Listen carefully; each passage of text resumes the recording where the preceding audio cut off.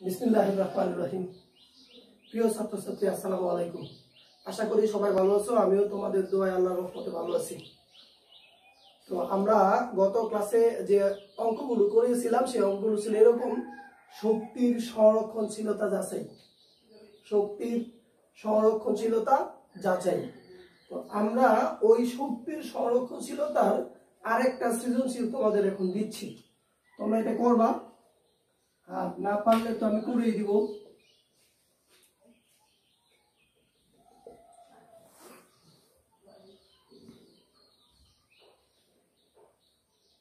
একশো 50 মিটার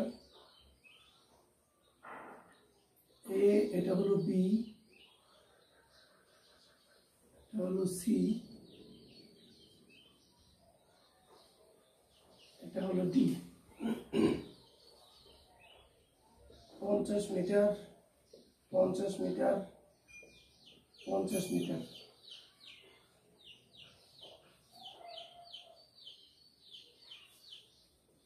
বস্তুর ভর 20 কেজি।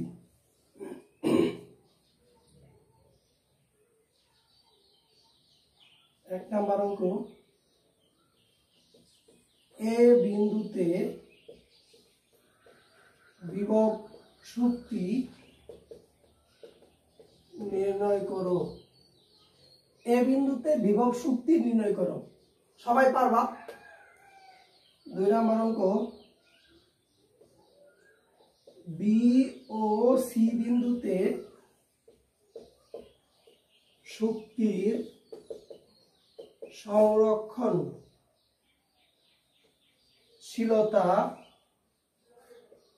যাচাই করো।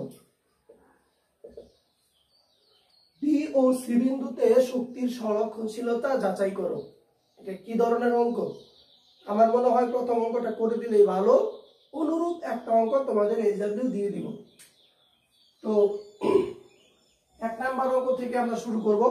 এ বিন্দুতে বিভব শক্তি নির্ণয় করো। এ বিন্দুতে বিভব শক্তি নির্ণয় করার জন্য আমাদের যেটা লাগবে, আমরা জানি EP equal to MGH, M লাগবে, জি লাগবে আর এইচ লাগবে। দেখি এ বিন্দুর ক্ষেত্রে কি কি দেওয়া আছে। এখানে এ বিন্দুর ক্ষেত্রে এম এর মান 20 কেজি। এম এর মান কয় কেজি? 20 কেজি। জি এর মান 9.8 metre per second square. H এর মান এখান থেকে সম্পূর্ণটা দেখো 150 মিটার। তাহলে আমরা জানি EP equal to MGH, M এর মান 20 ইন্টু 9.8 ইন্টু 150। রেজাল্ট যা হয় তা তোমরা লিখবা। ইপি ইকুয়াল টু এত জুল। 1 নাম্বার অঙ্ক শেষ। এই বিন্দুতে বিভব শক্তি নির্ণয় করার কাজ আমাদের শেষ। এবার আমরা যাব 2 নাম্বারে।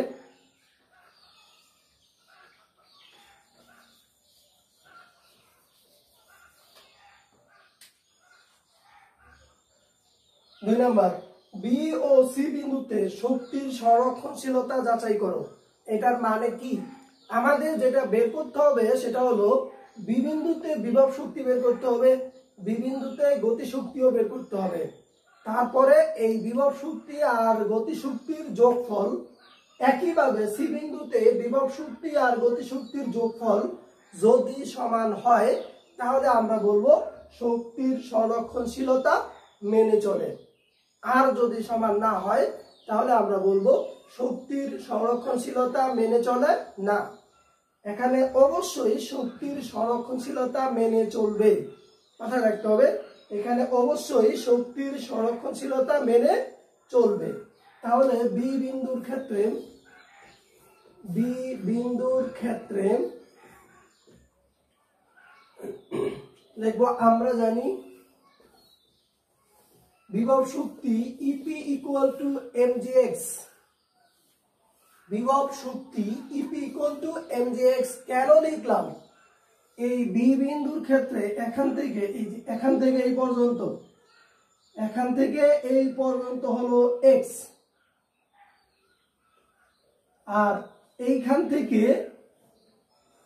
এ বিন্দু থেকে বি বিন্দু পর্যন্ত হলো h মাইনাস এক্স। যদি সম্পূর্ণটা h হয় তাহলে এইটা হবে h মাইনাস এক্স আর এই অংশটা হবে x। তাহলে আমি লিখি এখন এখানে m ইকুয়াল টু 20 কেজি, তারপরে x ইকুয়াল টু, এখানে x এর মান কত বলো তোমরা, এখানে হলো 50 আর এখানে হলো 50 হলো 100, তাহলে 100 মিটার। g এর মান তোমরা জানো 9.8 মিটার পার সেকেন্ড স্কয়ার। এখানে আমরা মানগুলো বসিয়ে দেই, 20 ইন্টু 9.8 ইন্টু 100 সমান যেটা দাঁড়ায় সেটা হলো এটা দিয়ে এটাকে গুণ করো, হয় 980, 980 কে আবার 20 দিয়ে গুণ করো, 196, দুইটা শূন্য। আমি যদি আলাদা করে একটু দেখাই, 980 গুণ 20, তাহলে এটা দিয়ে গুণ করো, 16, 9 গুণ 18 কে 19, দুইটা শূন্য, এত জুল। ক্যালকুলেটর ছাড়াও করতে পারো, আর তোমরা অবশ্যই ক্যালকুলেটর ব্যবহার করবে, কোনো সমস্যা নেই। তাহলে এই জায়গায় বিভব শক্তি আমি পেয়ে গেলাম। এবার লিখবো আবার EK equal to mg h minus x. মনে আছে কিনা তোমাদের? আমি গত ক্লাসে এই জিনিসটা দেখিয়েছিলাম, বিভব শক্তি mgx আর গতি শক্তি হবে mg h মাইনাস এক্স। তো এই জায়গায় m এর মান 20 ইন্টু 9.8 ইন্টু h এর মান হলো 150 বিয়োগ আর x এর মান হলো এই জায়গায় 100। তাহলে এই জায়গায় যেটা হলো 20 ইন্টু 9.8 ইন্টু বিয়োগ করলে যেটা হয় 50, বিয়োগ করলে কত হয় 50।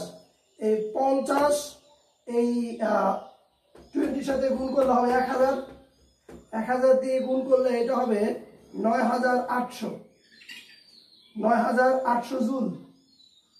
তাহলে আমরা পেয়ে গেলাম বিভব শক্তি, আমরা পেয়ে গেলাম গতি শক্তি। এবার হলো মোট শক্তি, মোট শক্তি EB, যেহেতু বি বিন্দুর জন্য তাই আমি বি লিখেছি এখানে EB, EB equal to EP plus EK equal to 19600 যোগ 9800 সমান যেটা হয় 00, 14 হাতে আছে 1, 10, 19, 1, 2, 29400 জুল, 29400 জুল। এটা হলো বি বিন্দুর মোট শক্তি। অনুরূপ ভাবে আমরা এবার বের করব সি বিন্দুর মোট শক্তি। সি বিন্দুর মোট শক্তি বের করার জন্য আমাদের এই জায়গায় আমি এডিট করে দিলাম, এটা হলো সি বিন্দু, আর এই জায়গায় দিব আমি x1। তাহলে এই জায়গায় x1 এর মান কত হবে তোমরা বলো? x1 এই জায়গায় এটা থাকবে না, এখানে যেটা হবে সেটা হবে এরকম, এটা হবে x1 আর এই এখান থেকে এই পর্যন্ত যেটা হবে সেটা হবে h মাইনাস x1। তাহলে x1 এর মান হলো তোমরা দেখতে পাচ্ছ 50 মিটার। এখান থেকে বলো সি বিন্দুর উচ্চতা কত? 50 মিটার। আর সব ঠিক থাকবে, এই জায়গায় আমি বসিয়ে দিব 50, তাহলে এইটা হয়ে যাবে 9800। এবার একইভাবে গতিশক্তি EK ইকুয়াল টু এখানে হবে x1, এই জায়গায় হবে 50, এখানে হয়ে যাবে 100, এই জায়গায় যেটা হয়ে যাবে সেটা হলো 19600। এই জায়গায় আমি যদি চেঞ্জ করে দেই, এটা হলো EK আর এটা হলো EP, তাহলে আমার রেজাল্ট আসবে এটাই, এটা হবে সি বিন্দুতে মোট শক্তি। আমি একটা অঙ্কের মাধ্যমে দুটো ঢুকে দিলাম, তোমরা একটু খেয়াল করলেই বুঝবা যে আসলে আমি এখানে কি চেঞ্জ করেছি। একই রকম একটা অঙ্ক আমি তোমাদের হিসাবে দিব, এর আগে লিখে নেই, যেহেতু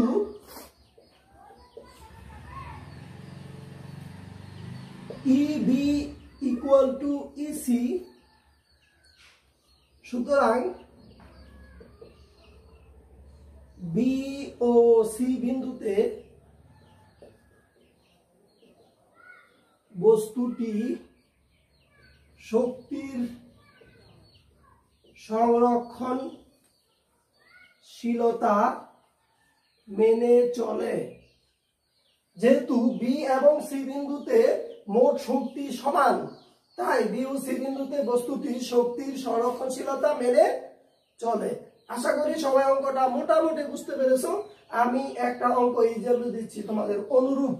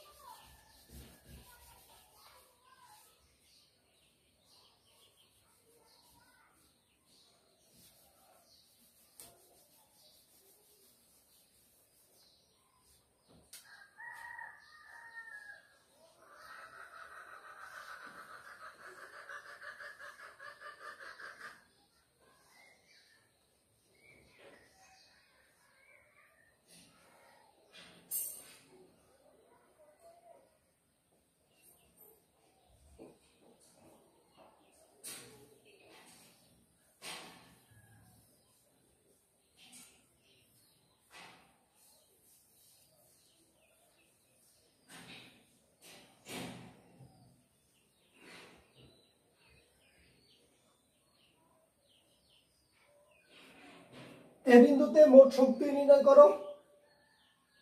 বস্তুর ভরটা দেই নাই, বস্তুর ভর m = 10 কেজি। এ বিন্দুতে বিভব শক্তি নির্ণয় করবা। বি আর বি বিন্দুতে শক্তির সংরক্ষণশীলতা যাচাই করবা। একই রকম অঙ্ক, তোমরা শুধু মনে রাখবা যখন বি বিন্দু নিবা নিচে থেকে একেবারে নিচে থেকে বি বিন্দু পর্যন্ত হলো x আর বাকিটা হলো h - x। ডি বিন্দুর ক্ষেত্রে একেবারে নিচে থেকে এই পর্যন্ত হলো x আর বাকিটা হলো h - x। এইগুলো তোমরা যদি একটু সতর্কতার সাথে করো, অঙ্ক কখনোই ভুল হওয়ার কিছু নাই। আজকে আমরা নতুন টপিকে যাব, ক্ষমতা। ক্ষমতার শব্দটা তোমরা অবশ্যই শুনেছো। ক্ষমতা বিভিন্ন জায়গায় বিভিন্নভাবে ব্যবহার করা হয়। তো ক্ষমতা কি তোমরা কম বেশি সবাই জানো। তোমাদের বাড়িতে কেউ যদি যায় তাহলে তোমাদের ক্ষমতা বেড়ে যায়, তাকে তুমি যা খুশি তাই বলে দিতে পারো। কিন্তু রাস্তাঘাটে যদি বের হও তখন দেখা যায় তুমি ইচ্ছা করলে সবকিছু বলতে পারো না, কারণ ওই জায়গায় তোমার ক্ষমতাটা কম। এইখানে ক্ষমতাটা কি সেটা আমরা দেখব। ক্ষমতা লিখে দেই, কোন ব্যক্তি বা বস্তু একক সময়ে যে পরিমাণ কাজ করে বা করতে পারে তাকে ওই ব্যক্তি বা বস্তুর ক্ষমতা বলে। কোন ব্যক্তি বা বস্তু একক সময়ে যে পরিমাণ কাজ করে বা করতে পারে তাকে ওই ব্যক্তি বা বস্তুর ক্ষমতা বলে। মানেটা কি? মনে করি কোন বস্তু টি সময়ে W পরিমাণ কাজ করে, সুতরাং বস্তুর ক্ষমতা P = W/T। এটা হলো ক্ষমতার সমীকরণ। কিভাবে হলো আমি আবার একটু বলে দেই।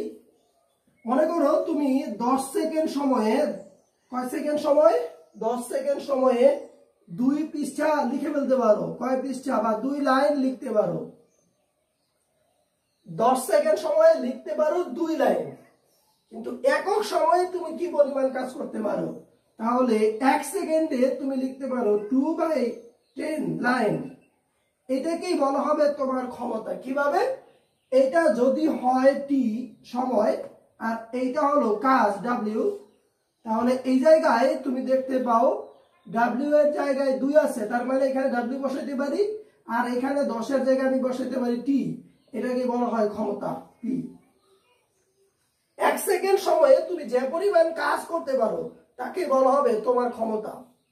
তার মানে অন্যভাবে যদি আমি বলে দেই, এটা হলো কাজের হার, গলার হার না, এটা হলো কাজের হার। বলবা সবাই একটু জোরে করে, মানে একটু জোরে বলবা, কারণ বললে মাথায় ঢুকবে। ক্ষমতা হলো কাজের হার, ক্ষমতা হলো কাজের হার। কারণ আজকের পর থেকে এই ক্ষমতাটা তোমার 4 বছর মনে রাখতে হবে।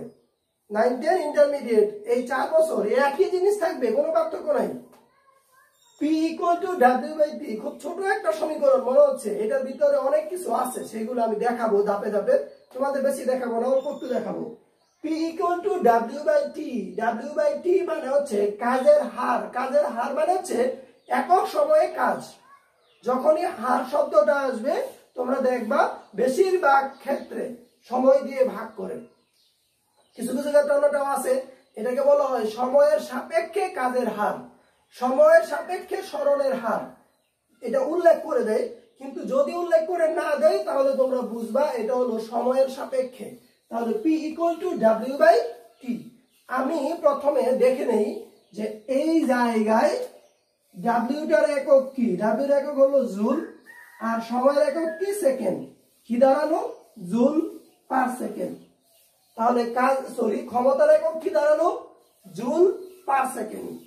এইবার এটাকে আবার লেখা যায় হচ্ছে ওয়াট, ক্ষমতার একক হলো ওয়াট, ডাব্লিউ দিয়ে লিখবা তোমরা, ক্ষমতার একক হলো ওয়াট অথবা জুল পার সেকেন্ড। তাহলে আমরা দুইটা একক শিখলাম আজকে, একটা হলো জুল পার সেকেন্ড আর একটা হলো ওয়াট। বলো, একটা হলো জুল পার সেকেন্ড আর একটা হলো ওয়াট। ওকে, তাহলে আজকের পরে আমরা কিন্তু কখনোই ভুলবো না ক্ষমতা P equal to W by T, যেই ক্ষমতাই হোক P equal to W by T। এবার আগের ক্লাসে আমি বলেছিলাম কাজ এবং শক্তি দুইটা মূলত একই জিনিস, কাজ এবং শক্তি দুইটা একই জিনিস। কিভাবে একই জিনিস খেয়াল করো, আগের ক্লাসে আমরা বলেছিলাম W is equal to mgh, মনে আছে নিশ্চয়ই। আবার এইটা সমান, এই W সমান আবার লেখা যায় হাফ mv স্কয়ার, কারণ এইটাও কাজের পরিমাণ বের করেছিলাম। তাহলে W equal to mgh আবার W is equal to half mv square. এই যে কোনো কাজই তুমি এখানে বসিয়ে দাও, সেখান থেকেই তুমি ক্ষমতা বের করতে পারবা। মনে রাখার বিষয়, আমি যে কোনো উপায়ে কাজ বের করব, কাজ বের করার পরে সময় দিয়ে ভাগ করব, ভাগ করলে আমার কি পাওয়া যাবে, ক্ষমতা পাওয়া যাবে। শুধু এই জায়গায় না, আরো অনেক জায়গায় আছে। W is equal to f dot s, W is equal to fs equal to fs cos theta। আরো লেখা যায়, এটা হলো নিউটনিয়ান ফিজিক্স এর মধ্যে। আবার তোমার আছে হচ্ছে যদি ইলেকট্রিসিটির মধ্যে যাই তাহলে আবার লেখা যায় W is equal to vq equal to vit equal to d square by rt equal to I square rt। এইগুলো দিয়েও আমরা কাজের মান বের করতে পারি। তোমাদের আজকে আমি যেটা শিখাইলাম সেটা হচ্ছে যে কোনো উপায়ে তুমি কাজ বের করবা, হোক ইলেকট্রিসিটিতে হোক কোনো বস্তুর ক্ষেত্রে, যে কোনো উপায়ে তুমি যখন কাজ বের করবা, এই কাজকে যদি তুমি সময় দিয়ে ভাগ করে দাও তাহলে সেখানে ক্ষমতা বের হয়ে যাবে।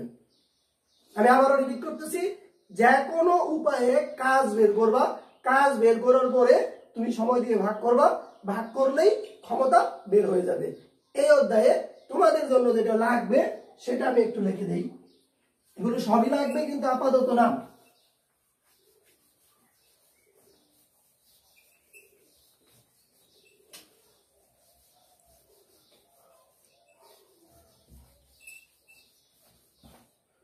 তোমাদের জন্য যতটুকু লাগবে সেটা হলো P equal to mgh by t।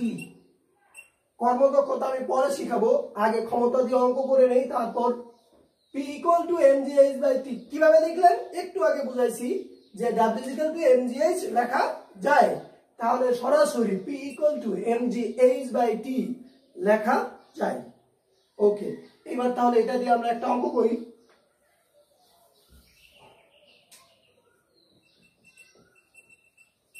একটি 10 তলা বিল্ডিং এর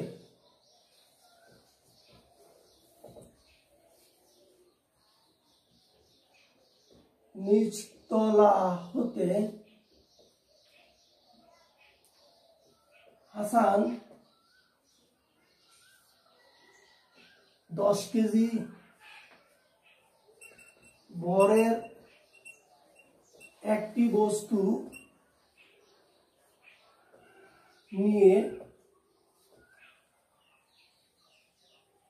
2 মিনিট সময়ে ওই বিল্ডিং এর ছাদে উঠতে পারে, ওই বিল্ডিং এর ছাদে উঠতে পারে। হাসানের ভর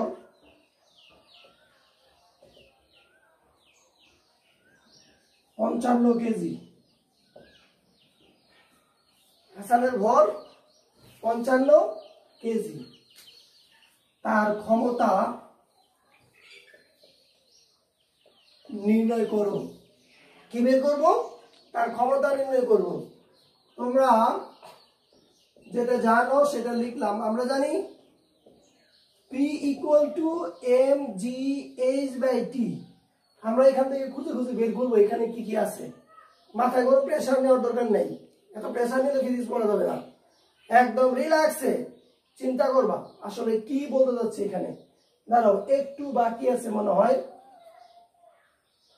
প্রতি তলায় একটু বাকি আছে, প্রতি তলায় 8 সেন্টিমিটার উঁচু।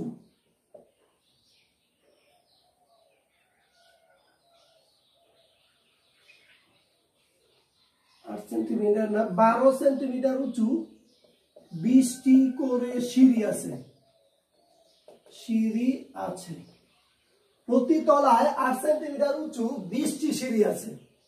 এইটার মানে কি? এই লাইনটা আমি আগে বুঝাবো, তারপরে অঙ্কটা করব। এটার মানে হচ্ছে তোমরা যে সিঁড়ি দিয়ে উপরের দিকে উঠো সেটা এরকম।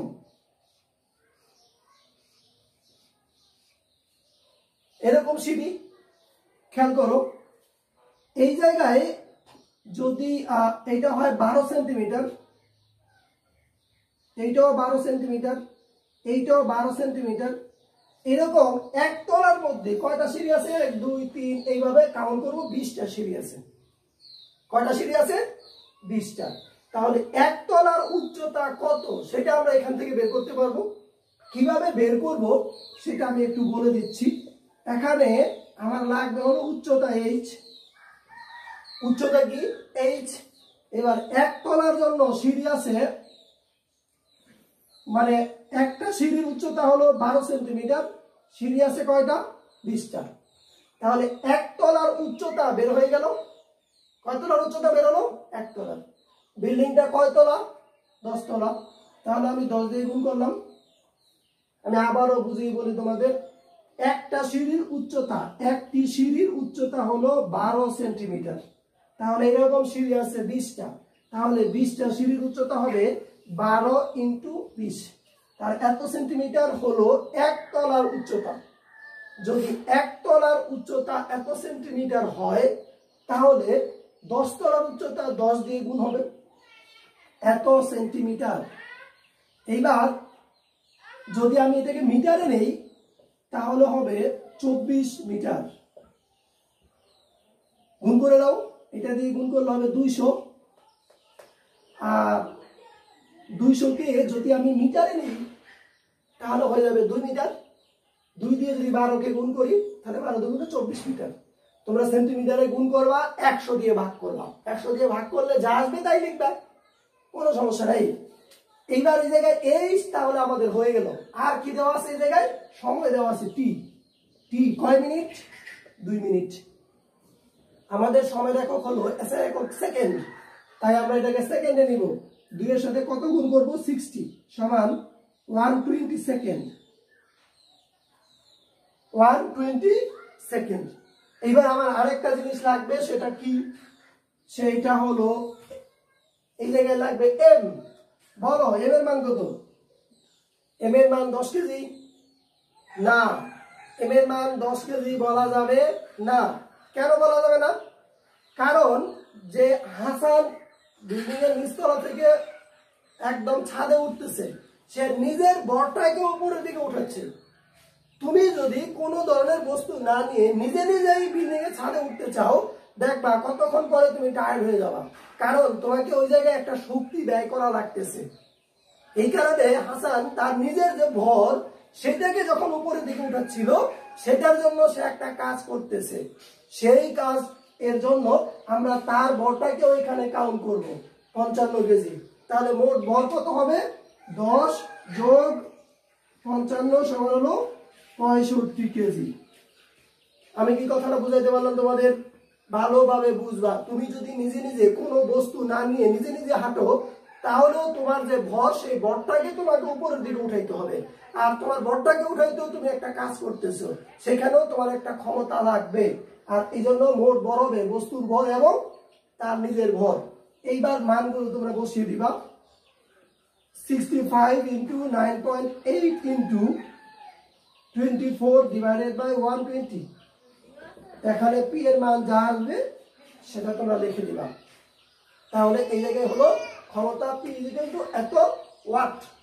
যদি কেউ জুল পার সেকেন্ড লিখে কোনো সমস্যা নাই। একই রকম আরেকটা অঙ্ক তোমাদের এক্সাম্পল দেই।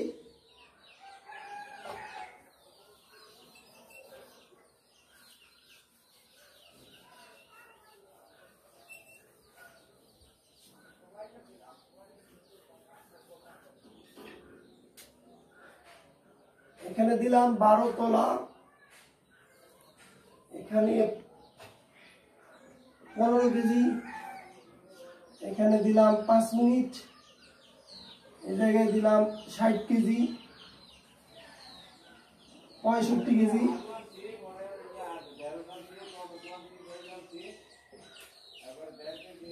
15 সেন্টিমিটার উঁচু 20টি করে সিঁড়ি আছে।